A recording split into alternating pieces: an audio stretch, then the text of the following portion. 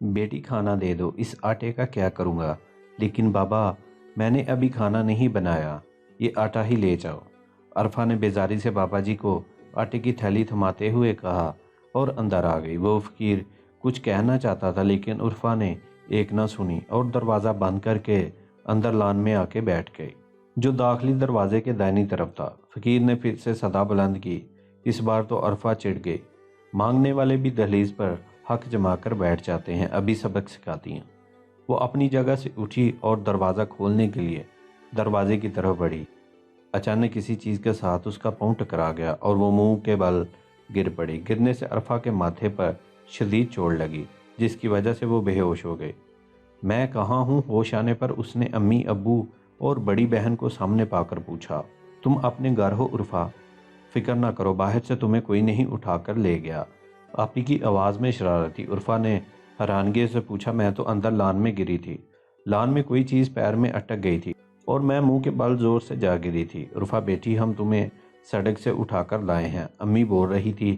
ایک فقیر نے دروازہ کھٹکھٹایا اور ہمیں بتایا کہ یہ بچی مجھے کھانا دینے باہر آئی تھی اور چکرا کر گر گئی۔ امی نے تفصیل سے عرفہ کو آگاہ کیا جو پھٹی پھٹی نگاہوں سے امی کو بولتے ہوئے دیکھ رہی تھی۔ لیکن امی، عرفہ تم زیادہ مت بولو۔ امی نے اس کی بات کاٹی اور بولنے سے منع کیا اور اسے دوبارہ بیڈ پر لٹا دیا۔ وہ حیرانگی میں سب کو گورنے لگی۔ اس کا ذہن فقیر میں کہیں اٹک سا گیا۔ کافی دن گزر گئے۔ عرفہ اپنی گھریلو روٹین میں مشغول ہو چکی تھی۔ فقیر ذہن سے نکل چکا تھا۔ حسب معمول وہ لان کی صفائی کر رہی تھی۔ آپی کا آن لائن ایگزام چل رہا تھا، لہٰذا ڈرائننگ روم میں ایگزام کے دوران سب کے داخلے پر پابندی تھی۔ امی ابو ٹی وی لانچ میں بیٹھے چائے کا لطف لے رہے تھے کہ اچانک دروازے پر دستک ہوئی۔ اچانک عرفہ ہی دروازے کے قریب تھی، لہٰذا اس نے بے دہانی میں جا کر دروازہ کھولا۔ وہ حیران رہ گئی۔ اس فقیر کو اپنی آنکھوں کے سامنے پا کر اس کا حیران ہونا بنتا تھا، کیونکہ اس دن جو بھی ہوا اور سب کچھ غیر فطری تھا۔ کھانا کھلا دو بیٹی، بہت بھوک لگی ہے۔ فقیر کا سوال آج بھی وہی تھا۔ عرفہ نے بغیر کسی رکاوٹ کے اس کو کھانا لا کر دے دیا۔ بابا جی آپ کون ہیں؟ کھانا دیتے وقت اس نے سوال کیا۔ میں صدام ہوں۔ صدام؟ وہ پریشان ہو گئی۔ کون صدام؟ عرفہ نے اس بار شش و پنج میں پوچھا۔ وہی صدام جو فقیر کے بیس میں دنیا میں گھوم رہا ہے، مجھے کسی کی تلاش ہے، میں نے سنا ہے وہ یہاں رہتا ہے۔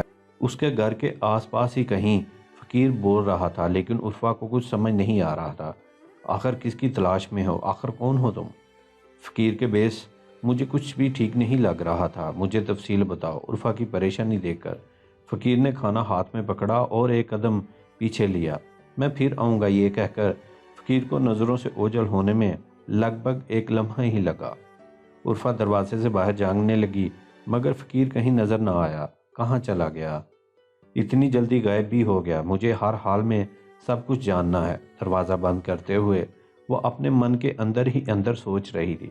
عرفہ کی بڑی بہن ہر چیز سے ڈرتی، فقیروں سے، کیڑوں سے، چھپکلی سے، حتیٰ کہ غیبی مخلوق کا نام بھی نہ لینے دیتی، جبکہ عرفہ کو دنیا کی کسی چیز کا خوف نہ تھا۔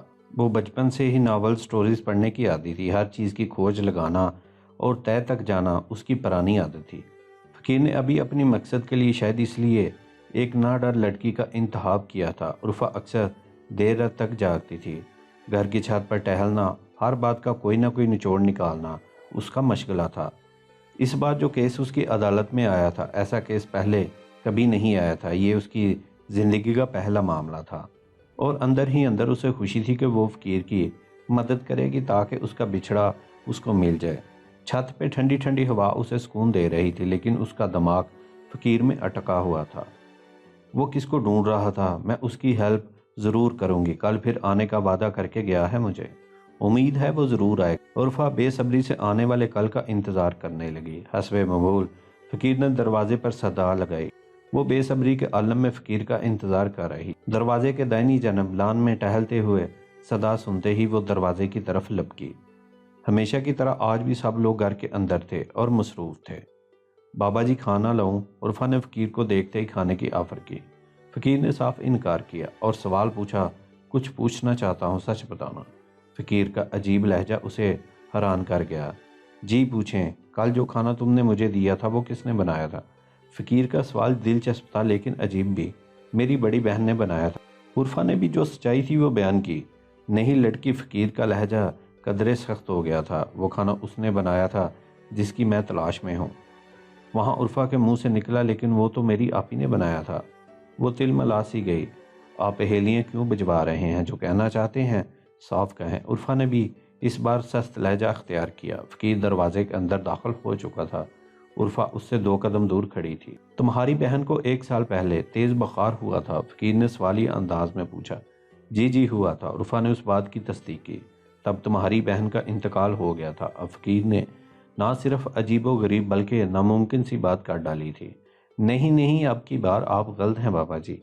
امی ابو نے اسے ہاسپٹل میں داخل کروایا۔ وہ کئی دن وہاں زیر علاج رہی، پھر ایک دن وہ بالکل ٹھیک ہو گئی تھی تو ہم اسے گھر واپس لے آئے۔ عرفا بیٹا کون ہے؟ امی نے عرفا کو فقیر سے باتیں کرتے دیکھا تو ابو کو بھی بلوا لائیں۔ امی ابو اور عرفا فقیر کے سامنے کھڑے تھے۔ گزشتہ ساری بات عرفا نے امی ابو کو بتائی۔ دیکھیں بابا جی، آپ جتنا کہتے ہیں ہم آپ کو صدقہ خورات دیتے ہیں، لیکن میری بچیوں کو دوا دے کر ہی یہیں سے جائیے۔ کوئی ایسی ویسی بدوا نہ دیں، میری دونوں بیٹیاں مجھے بہت عزیز ہیں۔ ابو نے فقیر بابا سے التجا انداز میں کہا۔ جو اس وقت اندر بیٹھی پڑھ رہی ہے وہ آپ کی بچی نہیں، آپ کی بچی کا 1 سال پہلے انتقال ہو گیا تھا۔ اس کا روپ لے کر ہمارے قبیلے کی ایک باغی ہوئی لڑکی رہ رہی ہے، جو کہ اصل میں ایک لڑکی نہیں جن زادہ ہے۔ وہ ہمیشہ سے انسانوں کے ساتھ لگاؤ رکھتی ہے اور انسانوں میں رہنا پسند کرتی ہے۔ یہاں سے 100 میل دور سنسان قبرستان کی پہلی وادی میں ہمارا پڑاؤ ہے۔ میں وہاں سے اسے ڈھونڈنے نکلا ہوں۔ 1 سال سے اس کی تلاش میں ہوں۔ اس کے ہاتھ کا کھانا ہمارے قبیلے میں بہت مشہور ہے۔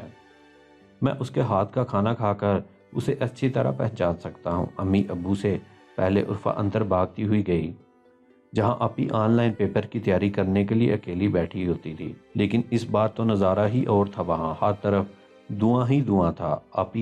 آپی عرفا نے بڑی بہن کو آواز دی، لیکن پلک جھپکتے ہی وہاں سے سب کچھ غائب ہو گیا۔ امی ابو بھاگتے ہوئے ہلکے ہوئے آئے، لیکن ان کی بیٹی کہیں نظر نہ آئی۔ دم بخود بھاگتے ہوئے باہر فقیر کے پاس آئے تو وہ بھی موجود نہ تھا۔ وہ اپنے قبیلے کی عورت کو لے کے جا چکا تھا۔ اردو ہندی سٹوریز کے ناظرین، ایسی ہی مزید سٹوریز کے لیے ہمارے چینل کو سبسکرائب کر لیں، بیل آئیکن کو دبا دیں۔ اپنا خیال رکھیے گا۔ ملتے ہیں ایک نیو سٹوری کے ساتھ۔ اللہ حافظ۔